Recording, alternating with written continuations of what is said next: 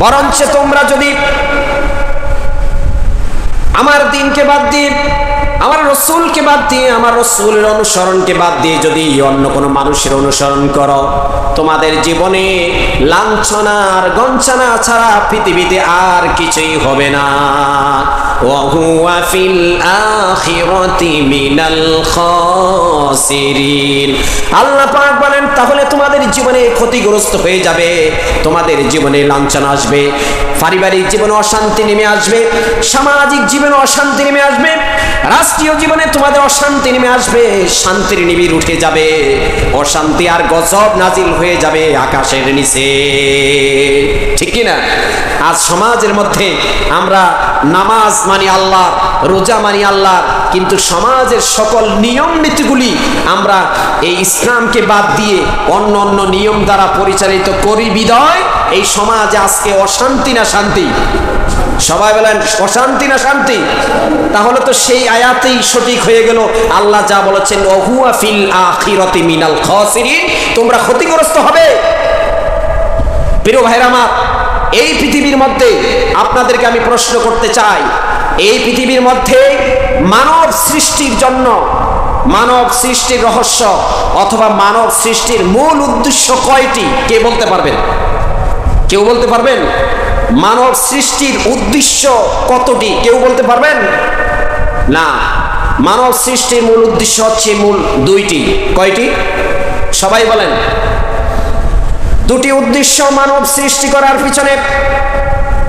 আমার আল্লাহ রাব্বুল আলামিন কোরআনে কারীমের সূরা আয-যারিয়াত 27 নম্বর পারার 2 নম্বর পৃষ্ঠা আল্লাহ পাক বলেন, ওয়া মা খালাকাতুল জিন্না ওয়াল ইনসা ইল্লা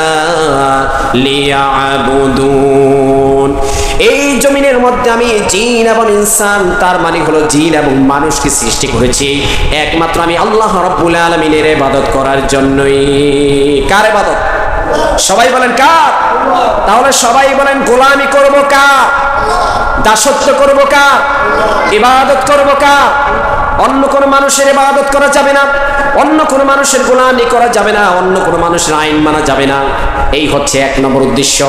2 নম্বর আরেকটি উদ্দেশ্য হলো, জমিন হলো আল্লাহ, আর এই জমিনের মধ্যে গোলাম প্রতিনিধিত্ব করা হবে, এই জমিনের ভিতরে খলিফার দায়িত্ব পালন করা হবে। তার মানে এই জমিনকে পরিচালনা করার জন্য আমার আল্লাহ রাব্বুল আলামিন কোরআন কারীমের ভিতরে বলছেন আরেকটি উদ্দেশ্য, সেটা হলো কোরআন কারীমের সূরার নাম সূরা আল বাকারা, অধ্যায় নাম্বার 2, 1 নম্বর পারার 5 নম্বর পৃষ্ঠার প্রথম থেকে আল্লাহ পাক এইভাবে বলছেন, ওয়া ইয ক্বালা রাব্বুকা লিল মালাইকাতি ইন্নী জাইলু ফিল আরদি খলিফা। আল্লাহ পাক বলেন ওয়া ইয মানে যখন, ক্বালা তিনি বললেন, রাব্বুকা আমাদের রব যখন এই কথা বললেন, লিল মালাইকাতি ফেরেশতাদেরকে যখন আল্লাহ পাক বললেন, ও আমার ফেরেশতারা শুনো, ইন্নী জাইলু ফিল আরদি খলিফা, আমার ফেরেশতারা শোনো, নিশ্চয়ই আমি তৈরি করতে চাই, আমি বানাইতে চাই, আমি সৃষ্টি করতে চাই তোমাদেরকেও ছাড়া আরো একটি জাতি, ইনসান। সেই জাতিটা হলো ইনসান, মানুষ। কেন বানাইতে চাই? শোনো, ইন্নী জাইলুন ফিল আরদি খলিফা, খলিফার দায়িত্ব পালন করবে, রাষ্ট্র চালাবে, রাষ্ট্র দায়িত্ব পালন করবে, সমাজ চালাবে, জমিন পরিচালনা করবে। এই জন্য আমি আল্লাহ রাব্বুল আলামিন তাদেরকে সৃষ্টি করতে চাই। তোমাদের মতামত কি? আমার কি কথা বোঝা যায়? কথা বলেন, বোঝা যায়? তাহলে বলেন, মানব সৃষ্টির মূল উদ্দেশ্য কয়টি? আবার বলেন কয়টি? সবাই একসঙ্গে বলেন কয়টি? মানব সৃষ্টির মূল উদ্দেশ্য হলো দুটি। একটি হলো মানুষ ইবাদত করবে কার? আরেকটি হলো মানুষ দায়িত্ব পালন করবে খলিফা। খলিফা মানে এখানে হচ্ছে রাজা, খলিফা মানে এখানে প্রতিনিধি, খলিফা মানে হচ্ছে আল্লাহর বিধানকে আল্লাহ যেভাবে চালাইতে চায় সেইভাবে জমিনে চালানো ব্যক্তি। আল্লাহ যেভাবে যেই বিধান দিয়েছেন ওই বিধান দিয়ে রাষ্ট্র পরিচালনা করবে, এর নাম খলিফা। আমরা তো খলিফা বলতে বুঝি আমাদের দর্জি যারা আছে না। দেখেন ইসলাম আমাদের দেশের মানুষেরা খলিফা শব্দটা কোথায় নিয়ে এসেছে?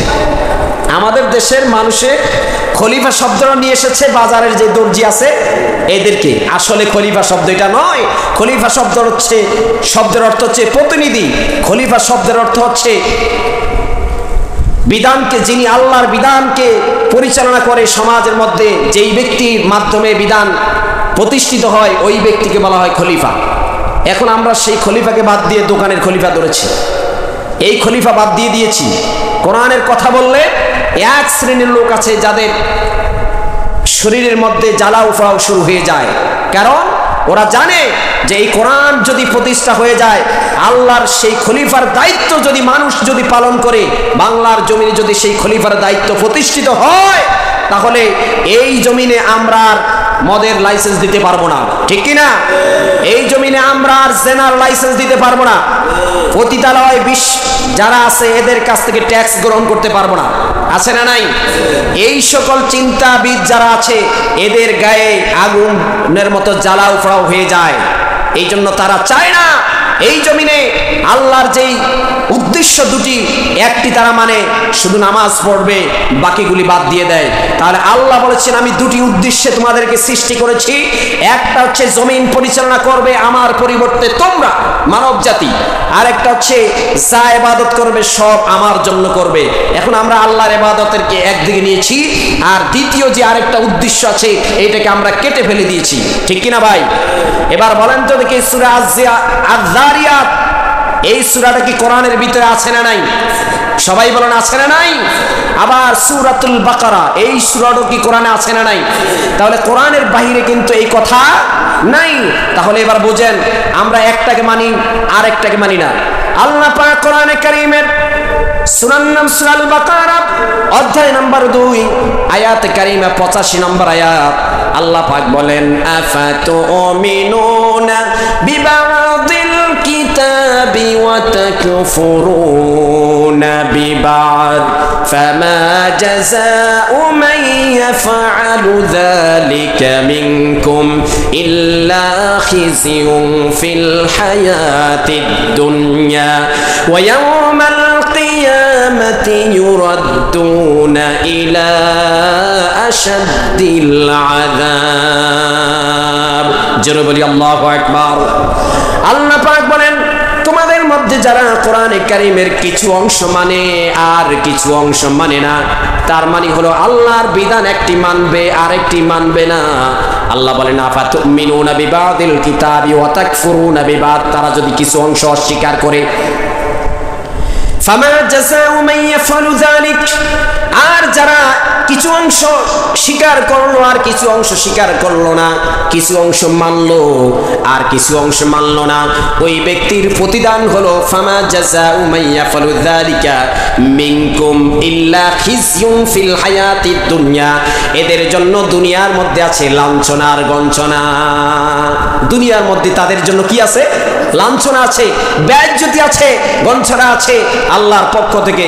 এবার বোঝেন আজ বাংলাদেশের অশান্তির একমাত্র মূল কারণ হচ্ছে মুসলমান কোরআনের কিছু মানে আর কিছু, এই জন্য বাঙালি জাতি যেখানে যায় অধিকাংশ জাতি বেইজ্জতি হয়, আছে না নাই? আজকে মুসলমানেরা লাঞ্ছিত, গোটা বিশ্বের মধ্যে বেইজ্জতি হচ্ছে একটাই কারণ, ওরা সুবিধা মতো কোরআনের কিছু অংশ ধরে কিছু অংশকে ছেড়ে দেয়। এই জন্য আল্লাহ তাআলা এখানে কোরআনে বলছেন ওয়া মাইয়াফাল যালিক ومن يفعل ذلك فما جزاء من يفعل ذلك منكم الا خزي في الحياة الدنيا। আল্লাহর কথাটাই সেটি বাস্তবায়ন হচ্ছে, ঠিক কি না? কথা বলেন ঠিক কি না? আল্লাহর কথাই এখানে বাস্তবায়িত হচ্ছে। আল্লাহ এই জন্যই কোরআনের কারীমের মধ্যে এইভাবে কথাগুলো খুব স্পষ্ট আকারে বলছেন, কিন্তু আমরা কোরআন পড়ি বুঝি না।